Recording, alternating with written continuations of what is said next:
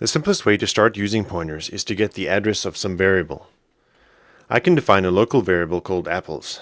This variable is stored on the stack, in memory, and you don't have to think about where or how it's stored or how its storage was provided.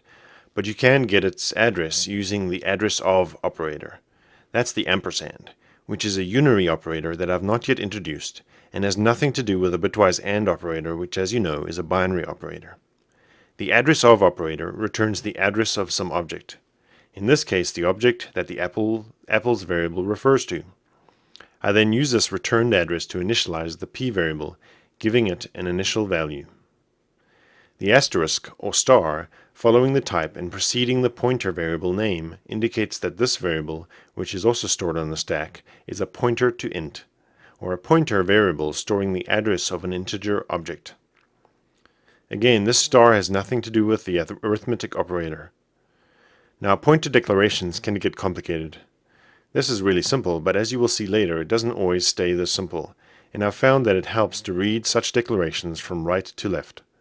Start with the name of the variable and move back until you reach the beginning of the declaration.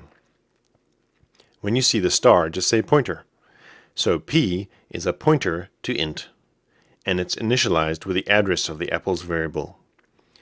Now we see another use of the star, and in this case it is another unary operator that returns the contents of its operand.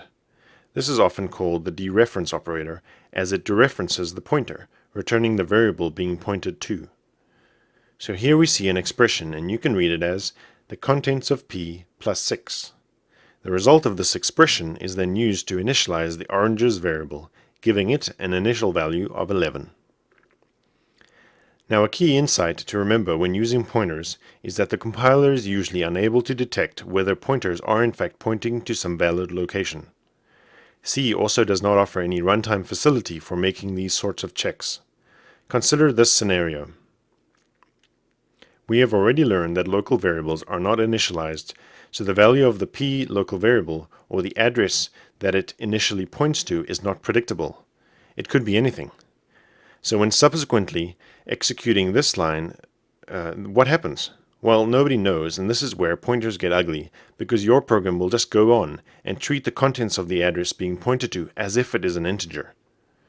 Assuming the address is in an addressable range, your program may continue to run without realizing that its results are quite likely incorrect and poisoning the rest of your program and the user's information.